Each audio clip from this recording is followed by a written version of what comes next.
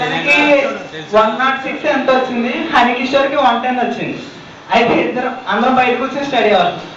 ఈయన సార్ వచ్చి నీకు ఎంత వచ్చినాయి అన్నారు. 106 వచ్చింది సార్ అన్న.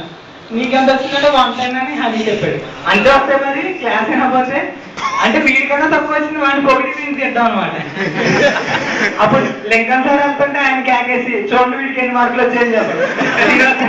శ్రీనివాస నాయుడు సార్ వెళ్తుంటే ఆయన క్యాకేసి చెప్పడం. సిఎస్ఎం గారు అందరికీ చెప్పి ఇంకా ఆయనకి ఇంక క్లాస్ మారకుండా జాగ్రత్తగా వినడం మొదలు పెట్టాడు. నెక్స్ట్ ఒకసారి అందరం స్టడీ హౌస్ లో బయట కూర్చున్నాం. బంక్సీ అని ఒక అబ్బాయి ఉంటాడు, కొంచెం పొట్టిగా ఉంటాడు. అయితే మణిశంకర్ అని ఇంకో అబ్బాయి ఉన్నాడు, బాగా సటైర్లు చేసుకుంటూ ఉంటాం. అయితే బిజ్జాం ఆడు నొప్పేసుకుంటున్నాడు. ఇంకా చెప్పద్దురా ప్లీజ్ లోపలికి. అయిపోయి నేను చెప్పడం లేదు లోపలికి మాకు చెప్పి ఇంకా మేము అప్పటి నుంచి అడిగి పొట్టిరాజు అని పేరు. ఇలా చాలా ఉన్నాయి. ఇక చిన్న చిన్న వాటికి కూడా పెద్ద గొడవలు అయిపోయినాయి. అప్పుడు చెట్టు ఆకులు తెంపి పేర్చేవాళ్ళం, చేతుల మీద పేర్చేవాళ్ళం. దానికి రోజు చాలా వార్నింగ్ ఇచ్చేసారు. విజయవాడ స్కూళ్ళలో చాలా పెద్ద వార్నింగ్ ఇచ్చారు. ఆకులు తింటున్నారు, మొత్తం అంతా పచ్చదాకులు కొట్టేస్తున్నారు. ఆ రోజు రాత్రి అనమాట మళ్ళీ కొట్టాం. ఆయన నల్లగా ఉంటాడేమో చీకట్లో ఉన్నాడు. జనంగా వచ్చి పట్టేసుకున్నాడు అనమాట. లింకన్ సార్తోనే నా ఎక్స్పీరియన్సెస్ చాలా ఉన్నాయి. ఎప్పుడు నాకు తిడుతూనే ఉండేవాళ్ళు. నేను అనీష, సత్య, మానస, నాకు తెలిసింది ఫస్ట్ ఇయర్ అంటే ఈ నలుగురే. తర్వాత సెకండ్ ఇయర్ నుంచి కొంచెం అందరితో కలిసి ఉండేది. సత్య నెక్స్ట్ ఇయర్ వెళ్ళిపోయింది. అండ్ ఈ 4 years లో పెద్దగా మనం ఎవరైనా టచ్ లో ఉంది కూడా లేదు. ఈ అకేషన్ ద్వారా కలిసాం. ఇలాంటివి ఎవ్రీ ఇయర్ జరిగితే బాగుంటాయని అనుకుంటున్నాను. I call Mansa to sing a song.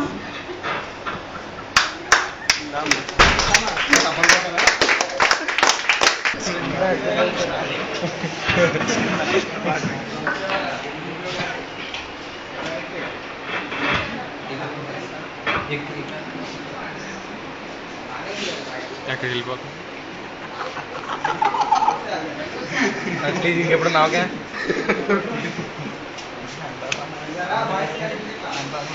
ఎక్కువ నా దగ్గర కూర్చుంటే ఇలా అయిపోతుంటాడు అంతే. 100 ఉంటుంది. ఓకే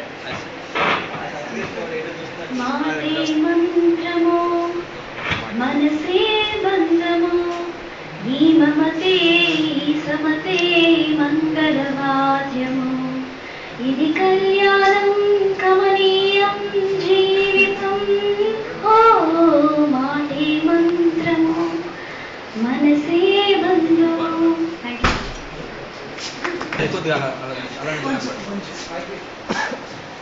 ఫస్ట్ ఇయర్ అయిపోయింది. తర్వాత మా ప్రిన్సిపల్ సార్ బాగా చదువుతున్నారని గర్ల్స్ క్యాంపస్ లోకి వేశారు. గర్ల్స్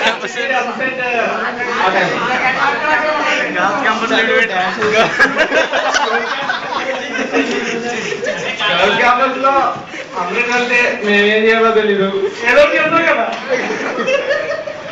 ఒకసారి ఇంటర్వెల్ లో బయటకు వెళ్తే మన అమ్మగాడు ఉంటాడు కదా, ఓపెన్ చేస్తూ ఉంటాడు. అక్కడ డైరెక్టర్ సార్ రూమ్ ఉంది. ఆ ముందు గ్లాస్ ఉంటే లోనికి వెళ్ళి నుంచున్నాడు. నేను పిల్లగా నేను వెళ్ళాను. లోనక చింపాంజీ ఉన్నా చూడండి అని అందరికీ చెప్తున్నాను. ఇంటర్వెల్ అయిపోయింది, వెళ్ళిపోతుంటే నేను లోనికి వెళ్ళిపోయాను. అప్పుడు రవి వచ్చాడు. రవి వచ్చి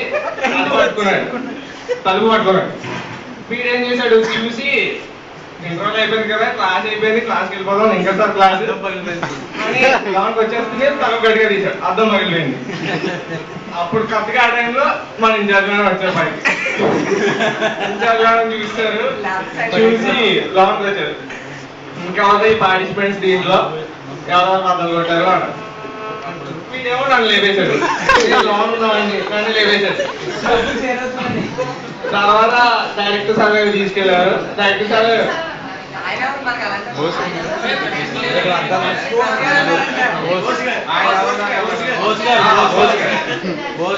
బాయ్స్ క్యాంపస్ ఇన్ఛార్జ్ బోస్ గారు వచ్చారు. నాకు తెలియదు మీరు ఏం చేస్తారో, మీరే ఎవరైనా కటింగ్ చేయాలి, కార్పెంటర్ వస్తాడు అని. అప్పుడు మన వంశీ సార్ నా వాడిని నేను ఉన్నాను సార్ తలిపేసేసాడు సార్ వాడు వచ్చి పట్టుకున్నాడు సార్ అని కహాని చెప్పాడు. లాస్ట్ కి ముగ్గురు షేర్ చేసుకుని వేసేయమన్నారు. మొత్తం కలిపి 600 అంతా నాకు తెలియదు ఇంకా చెప్తున్నారు. ముగ్గురు ఆ ముగ్గురులో ఫినిష్. అదొకటే స్వీట్ మెమరీ.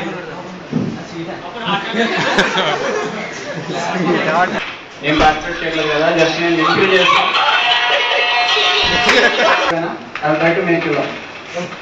ఇంకా సినిమా యాక్టర్లు అందరూ కూడా ఎగ్జామినేషన్కి వచ్చారండి. ఆ ఎగ్జామినేషన్ రాస్తున్నారు. చాలు ఓకే, అందరూ ఎగ్జామ్ రాస్తున్నారు. ఎగ్జామ్ రాస్తుంటే ఫస్ట్ అక్కడ ఉదయకరణ్ గారు స్లిప్ చూసి రాస్తున్నారు. స్లిప్ చూసి రాస్తుంటే ఉదయకరణ్ పేపర్ తీసుకొచ్చి లాగేసుకుంటాను.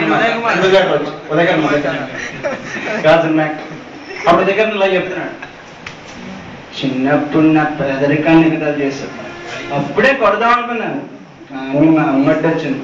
ఇప్పుడు నా పేపర్ లాగేసుకున్నాను, ఇప్పుడు కొట్టాలనే ఉంది కానీ రాయి దొరకలేదు. Okay, next time Ravikrishna 7 page hero Ravikrishna paper రాసేసి బయటకు వచ్చేస్తాడండి. బయటకు వచ్చేసి ఏంటి ఏమైనా క్వశ్చన్స్ రాయొచ్చు కదా, అప్పుడే ఎందుకు ఇచ్చేస్తున్నాం అంటాడు. అప్పుడు రవికృష్ణ చెప్తాడు, అంకుల్ నాకేం తెలీదు, బాగా తింటాను, ఏమో నిన్న కొట్టమంటే కొడతాను అంతే, కావాలంటే ఎక్కడైనా గుండె కింద జాయిన్ చేయండి, డబ్బులు బాగా వస్తాయి. ఏం చేసేది ఈ బుక్స్ ఎగ్జామ్స్ అనగానే చౌకన్న కొట్టినట్టు ఉంటుంది. నేను వేస్ట్, దానికి రాసి పెట్టి ఉండాలి, మీరు వెళ్ళండి. అయితే తర్వాత జూనియర్ ఎన్టీఆర్ కూర్చుని ఎగ్జామ్ రాస్తూ ఉంటాడు కానీ ఏం రాయలేకపోతాడు అనమాట. అప్పుడు బాలకృష్ణ లోపలికి వచ్చేసి బెంచ్ మీద కూర్చుని డ్రాయింగ్ చేస్తూ ఉంటాడు.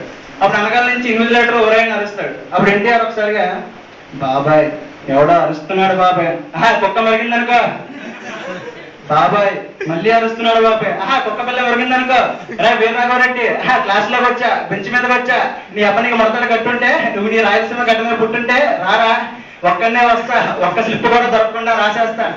నేను కానీ పేపర్ రాయడం మొదలు పెట్టానంటే ఏ క్వశ్చన్కి ఏ ఆన్సర్ తెలుసుకోవాలంటే వారం పట్టుద్ది.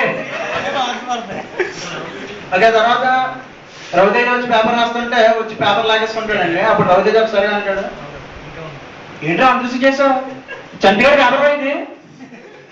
చంటిగాడు అంటే ఎవరా, ఒరే నేను పర్సనల్ విషయం అడుగుతాను ఏమనుకోకే, నీకు ఫాదర్స్ ఇద్దరా ఒక్కలా, అబ్బా గట్టిగా కొట్టారా, పౌరుషం ఎక్కువ నీకు, డాడీ ఒక్కడే నీకు, ఒరే నీకు ఒక్కడే డాడీ అయితే నా పేపర్ మీద చేసేసారా.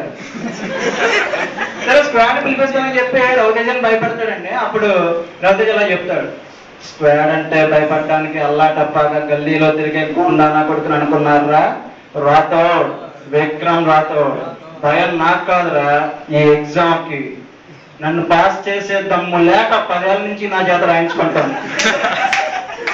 నన్ను పాస్ చేయించాలంటే నాతో పాటు రాసే మరో 10 మంది దానికి తోడు కావాలి. ఇందాక నుంచి రాస్తున్న స్లిప్ మీదట్టు, పౌరుషంలో నుంచి నా మీస మీదట్టు, మీలో ఒక్కడైనా నా పేపర్ మీద చెయ్యేసిన మీసాలు తీయించి నా పేపర్ రాయిస్తాను రా కొడకల్లారా. మళ్ళీ మర్చిపోయాడు.